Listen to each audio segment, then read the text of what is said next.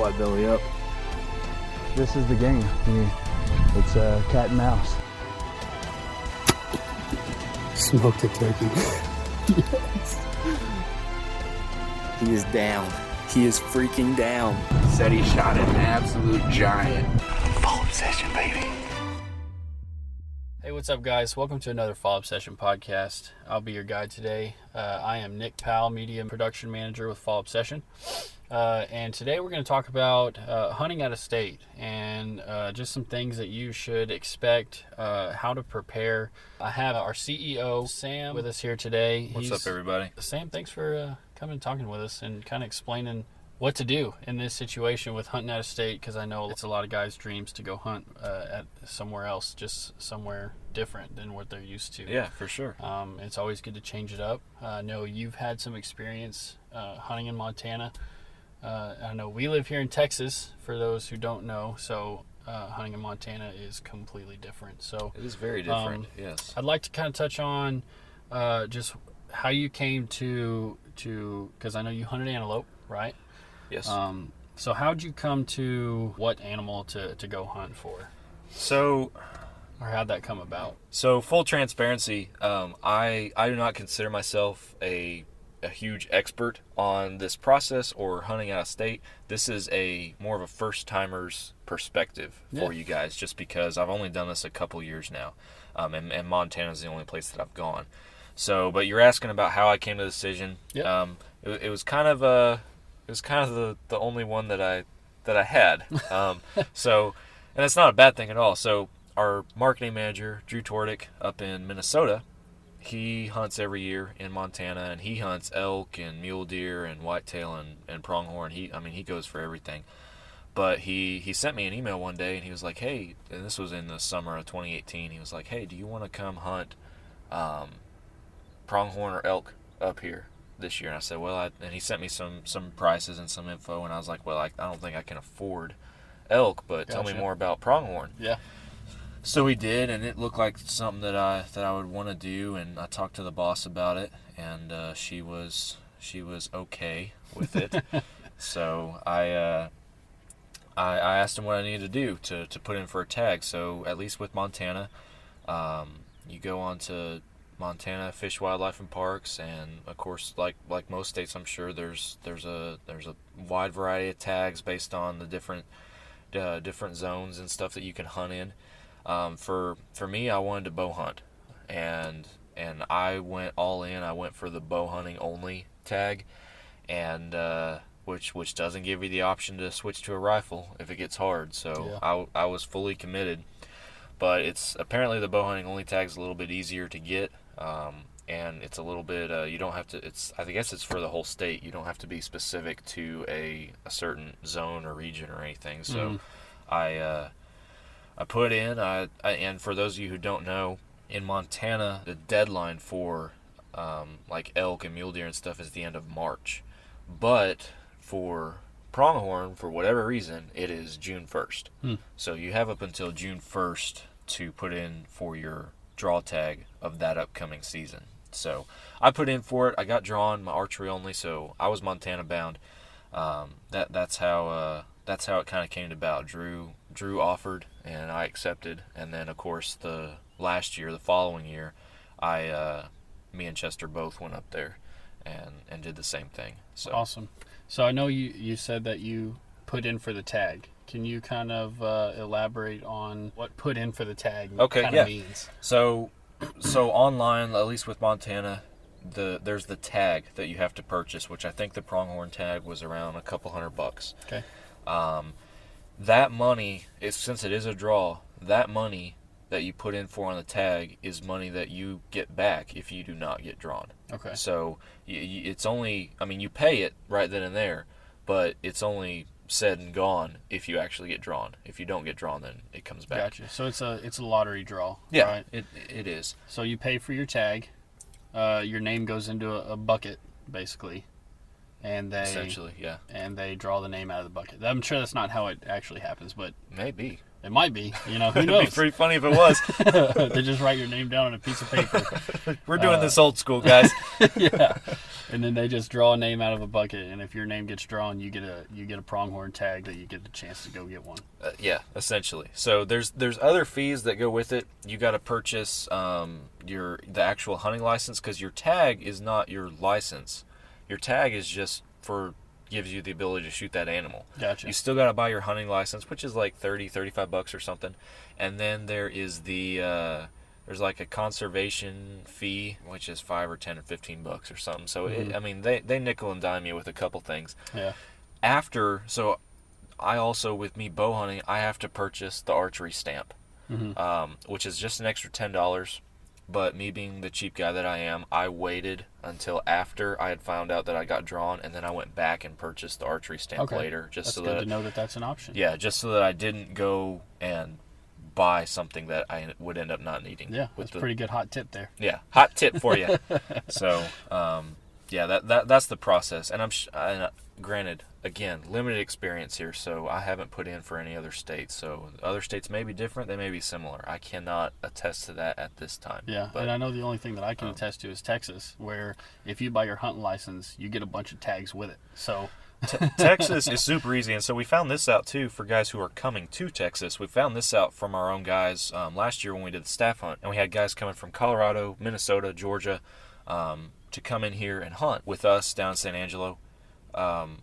The out-of-state license they get is the same as what we get as residents. They just pay a lot more for it, right? Which is 5 deer tags, 2 mule deer, or 5 whitetail tags, 2 mule deer tags, and then 4 turkey tags. Yep. So you can, if you're in a target-rich environment, you can kill some deer in Texas. Absolutely. You can fill your freezer pretty easy. Absolutely. So I know you mentioned that when you put in for your tags, the draw tag in Montana, if you don't get drawn, you get some of that back? You get what you put in for the tag. So your hunting license, your conservation fee, those $35, $20, $10 fees that pile onto it, those are non-refundable. Yeah. Because once you buy a Montana hunting license, you have a Montana hunting license. It doesn't matter if you have a tag to go with it or not. Right. So you just buy that, and that's something that doesn't get refunded. Just so just so all of our listeners are clear. So the good thing about that is even though you don't get that back, it's still going to Montana Fish, Wildlife, and Parks. Correct. Yeah. For the conservation of the land there. Yeah. But the differences in tags kind of segues into my next topic. I know that Montana landscape and Texas landscape are two completely different things. Yes. Can you kind of dive into how different those are? How different the two of them are. Well, if you can imagine going from an oven into a freezer, that would be one slight comparison. Gotcha. Anyway, so down here in Texas, hardwoods, woods, out east you might have some pine and timber, but hardwoods, woods, brush country, mesquites, just kind of short and rough stuff. Yeah. Up there, it's different. There's mountains, but you're on the plains, which is just flat and grass, or it's really hilly. Like, so we were hunting, like on the private land up there that Drew had that we were hunting, was really hilly. A lot of varying terrain, a lot of draws, a lot of little valleys. Okay. There wasn't really any trees. Sometimes the brush was a little higher than others, but it was pretty short. So, but the terrain gave you advantages. When we went out to public land this last year, it was really flat. And you'd be standing up on a hill, you'd be glassing, and you look and you see what looked like a little valley or ravine. It was not a valley or ravine. It was a low spot is what it was. A lot of sage. Some places above your head, other places barely up to your knees. Yeah. So it really made hunting challenging, especially from a spot and stalk perspective. Mainly just because the public land, like I said, was a lot flatter. So I did a lot of crawling. Yeah. Up there. So. With your flag decoy? With a fan decoy. Fan decoy. Yeah, that's what it is. With the fan decoy. We did some crawling with that. Chester used that a little more than I did this last year, but I had several, I won't say several, I had 2 really long crawls throughout that week where we would spot a group of them a long ways out. We would try to find a spot that gave us a tactical advantage to where we could get up to them without being seen. I have the footage of the last one we did. Ended up being a mile long. Oh my god! Legitimately a mile long, and people may think I'm joking, but I am not. We measured it out. Where we started, we were in this ravine, and it was above our heads on either side. We could not. Nothing could see us. Mm-hmm. Very quickly, it got to the point where we were crawling, and we were crawling for about an hour and a half. Like that's how quickly the terrain changes. That's how deceiving it looks from a distance. Yeah. And then what sucks even more is that you get up to 144 yards away and they wind you, and it's all for nothing. Yeah. So yeah, the terrain is very different. It's a different concept also, because like down here, you and I are used to tree stands, ground blinds, kind of setting the stage, for our hunt, if you will. Up there, you have to be willing to adapt. You have to adapt to the circumstances and be able to get out there and get it done on the fly. And you could go from us sitting here as calm as we are right now, and a split second later, you're knocking an arrow about to draw your bow back and shoot a goat. Like that's how quickly things can change. Sounds like fun. It's fun. It's the most challenging hunt that I've ever been on, right. Without a doubt. And I'm sure there's more challenging stuff out there. I'm sure I'll find myself in more challenging situations later on in my life. But up till now, just going from Texas to that, it was a big change. It was a big learning curve. And, it was a challenge, for sure. So talking about learning curves, I know you said that the last couple of years is the first time that you've ever hunted out of state. Last year and then the year before that. So you're fairly new to it. For those of us, including myself, what are some things to expect when going hunting out of state? Well, one, expect that there will be learning curves. Yeah. You can watch videos all day long. You can listen to podcasts. You can read books, articles. You can try to immerse yourself in this stuff to get as familiar as you can prior to, but it's not going to compare to actually going out there and doing it for yourself. Yeah. You can think you have an idea on what's going on, but until you're actually out there walking around, walking this territory and looking at a hill and being like, oh yeah, that ain't that far. Well, that's 3 miles away. It's not going to compare. Right. So that's the biggest thing is know that there are going to be learning curves and prepare yourself as best you can. It applies to so many things, but especially this. The proper gear, it makes a huge difference. Yeah. Footwear too. If you're going spot and stalking up in open country, footwear is huge because you're going to be walking a lot. Yeah. So be prepared with that. Being in shape is important, just because again you're walking all the time. You're on your feet all day. Yeah. And if you're not used to being in shape or anything like that, then it's going to be a challenge. So preparing yourself in those ways can make it easier on you once you actually get up there and start figuring out what's going on. And being prepared to make some crazy shots on a moving target, long shots with your bow, long shots with your rifle. Yeah. Those are stuff to think about and be prepared for as well, when you're hunting in country like that, for sure. And when you're coming from an environment like down here too. Right. That's important. Yeah, because we're used to this sometimes dry, sometimes humid heat. What was the weather like up in Montana? So both times I've gone up there, my first day, or maybe it was the second day of the first year, but early in the trip, it's been snowing. Okay. And this is like end of September, beginning of October, which down here in Texas, it's still 90 degrees. Yeah, so not even close to snowing. Pack for warm, and have the right clothing with you for that, but also be ready to be on the cooler, or have yourself on the cooler side, because we had days both years, and the day that I actually killed one on, it got up to like 60 degrees that day. Mm-hmm. And when I killed that goat, I was sitting in the ground blind in a short sleeve shirt. Right. So be prepared for different kinds of weather. especially if you're down here in the south and you're used to the humidity and kind of the heaviness in the air, up there with elevation, it's different.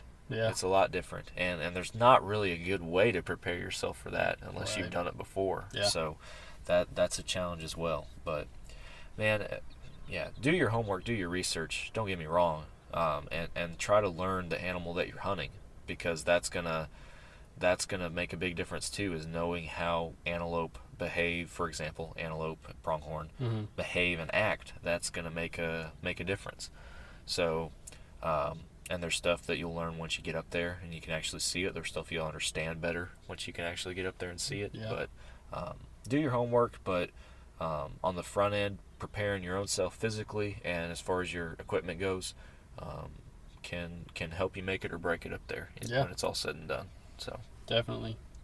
So you mentioned that Montana is the only place out of state, out of Texas, that you've hunted. Is there anywhere else that you could see yourself, or that you want to see yourself going to hunt? Man, there's a long list. Right. Same with dream hunts. I want to go to Alaska, man. I've seen so much content from other guys coming from Alaska, and it's just, I want to kill a caribou. Okay. I really want to. That is the top of my bucket list. Number right there. one. That is number one. That's a once in a lifetime hunt for me. That's a dream right there. Under that would be elk. I don't really have a preference like versus New Mexico, Colorado, or stuff like that, but I'd like to go on a legitimate, a fun elk hunt and come home successful. I would like to. I still have never killed a mule deer. I really would like to kill a stud mule deer with my bow. Yeah, that's another dream. So those are probably my top three. I'm really on the fence about if I want to do a grizzly hunt. Like with your bow. I want to do everything with my bow, man. All the stuff I'm saying, I am going to take my bow. Yeah. If possible, I'm probably going to try to get a tag where I can switch to a rifle if I can. Granted, I know that might not be possible under some states and some circumstances, but like last year in Montana, I went up there again, bow hunting only, pronghorn, and I came back unsuccessful. I could have popped one with a rifle day one. Right. But so next year I will be going back with the bow rifle option. Yeah. Bow priority, but breaking down to a rifle if I get if I have to. Desperate times call for desperate exactly. measures. But all my stuff, man, I'm a bow hunter. Just it runs in my blood, and I want to all this stuff I want to do with my bow. Yeah. That's awesome. But yeah, I'm on the fence about that bear hunt, man. Yeah. That's it'd be so cool, but at the same time it's like terrifying to think about. Yeah, so for sure. I don't really know. If that's gonna happen, I'm gonna have to warm up to it a little bit more. Yeah, there's a lot of horror stories out there with grizzly maulings and stuff, people getting attacked. Oh yeah, so, for sure. All those predator hunts are a little terrifying. I'll tell you one that I will do is an Idaho wolf hunt. I'm on board with that now. That would be fun. So. Well, I think both of our lists have a lot of similarities. Yeah, what's your list, Nick? So my number one would probably be an elk. Like you said, I don't really have a preference of where. I just want it to be a monster bull. Monster bull elk, yeah. Monster bull elk is my number one dream hunt. Nicole gonna let you put that on the wall? Oh yeah. Oh yeah. I can't have any shoulder mounts in the living room. I have my own room for my shoulder I have mounts. two already. So if I get an elk, we're going to have to get a bigger house because I don't even think an elk mount will fit in our living room. Number two would probably be the mule deer. Again, don't really have a preference of where, but a nice big freaking stud mule deer would be sweet. Number three is pronghorn. And hopefully this year I'll get to check that one off. I know you already have. Man, and so pronghorn, and it's cool how stuff evolves too, because like I always thought that killing an antelope, a pronghorn would be something that would be like a once in a lifetime hunt. And here I am, having already gone twice, killed one, preparing to go a third time. Yeah. You know, so it's just cool to see how those opportunities evolve. You think you're going to get to do this one time, and then all of a sudden you're doing it multiple times. Right. So that's really cool. I know I stepped on your toes. No, not at all. And I'll go to top five because I have a top five list. Okay.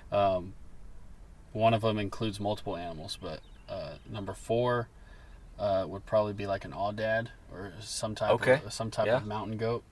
And then number 5, I want to do a turkey slam. What's called a turkey slam, because Tell us about a turkey slam. So there's 5 different species of turkeys. There's a Rio Grande turkey, which is right here in Texas. Done did that. Done got that one. With bow and rifle and shotgun. So I don't know, you could call that something else, but I don't think that's a thing. Trifecta. Boom, right there. There's Osceola that lives down in Florida. The next one would be an eastern, and that's on the eastern coast, obviously. I hope so. Number 4 would be a Merriam's, that I think is on the western side of the nation. And then the 5th one and final one would be a Gould's turkey. That's down in Mexico. Down in Mexico. Yeah. All right. So that's the turkey slam right there, folks. You're going to do that with a bow and a shotgun both? Yeah. Yeah. Well, I don't really have a preference of what they go down with, but as long as they go down, that's all I care about. That'd be cool, man. That'd be cool to do that for sure. Yeah, there's a lot of dreams out there. I know everybody's got them, and of course I didn't even talk about this, but a stud whitetail too with a bow. And I know there's a lot of guys that have already checked that off their list, and might even consider me having done it. But my biggest buck to date is a big old 8-point that taped out, I believe, right at 140. So and I mean that's solid just 8. He was a solid 8-point, very respectable buck. I was stoked, my best deer ever. But I mean and that goes back to a previous episode that we talked about how we're average guys. Yep. Just because we have a podcast and we have Fall Obsession doesn't mean that we are going to ranches all over the country and hunting big deer. We're not. The properties down here in Texas that I've been privileged to be on over the years, 140-inch deer was a big deer. Oh yeah, you know, for sure. It is a big that's deer around out what there. my biggest deer is. He was a really tall mainframe 10 with a few stickers, and he taped out at around 140. I'm still waiting on an invite from you to go out there and hunt at y'all's place, because for only having killed a 140-inch deer, you have some giants walking around up there on y'all's place. That deer wasn't even killed on our place. Oh, really? Yeah. Wow. I need to tape out my dad's, because he shot one 3 years ago. He's probably a 150, 160. That's a good deer. Yeah. Yeah, guys, for those of you who don't know, Nick last fall just kept texting me pictures of these bucks. And these are crazy looking deer. These are low fence, free range deer that they have on their place. And I mean, we're talking 170, 180-inch deer walking around. And it's a big deer. One, you didn't even kill one. And 2, you didn't invite me. No, I didn't. So. I'm sorry. So guys, I hope y'all were able to gain something from this. It was nice of Sam to try and give y'all some insight, what to expect if you are hunting out of state, kind of some things to prepare for. If you haven't already, go check out our Facebook page, Instagram, Twitter, YouTube. Follow this podcast, subscribe to YouTube and all the other social media platforms. If you have an idea of something you want to hear us talk about in a podcast, me and Sam might not be experienced in everything, but I promise you we know plenty of guys who are experienced in multiple different aspects of hunting. So if you have something you want to hear us talk about, we have a place on our website, fallobsession.com, where you can go and suggest a topic. If you go to our website, go to the podcast page, you can go suggest a topic right there, and we will do everything in our power to get a podcast involving that topic. So yeah, guys, we do this every single week. We release a new podcast episode, so we're constantly looking for new ideas, new content, and if you guys have any suggestions, we're more than open to them, and we'll get them on the show, like Nick's saying, as quickly as we can. Go get you some merch. Get you some merch too. New bow hunting tees on the website. Yep. They're pretty legit. So go pick one up. And also, we got a lot of new videos recently on our YouTube page too. Our Cure Your Obsession series is great for entry-level bow hunters. It's a series not really like anybody else has got right now, so go check that out if you're wanting to get into or new into bow hunting. And our flagship series, Fall Obsessed Outdoors, is now got the 4th season on YouTube, 100% free for you guys to watch. And what Nick and I are talking about, what I've been referencing in telling you about my limited experience with the Montana hunt, last year's 2019 Montana hunt is in that show, so you guys can actually see what I'm talking about. Yeah. If you want to go check that out. So, Well, Sam, thanks for coming in and giving us some helpful hints on hunting out of state. yeah, man, you bet. I hope that my limited experience is useful to somebody out there. So if you guys benefit from it, then absolutely I'm coming on. So. Awesome. All right, guys. Well, that's all we got for you. Thanks again for tuning in. Stay tuned for an episode next week. We do it every week. See you later.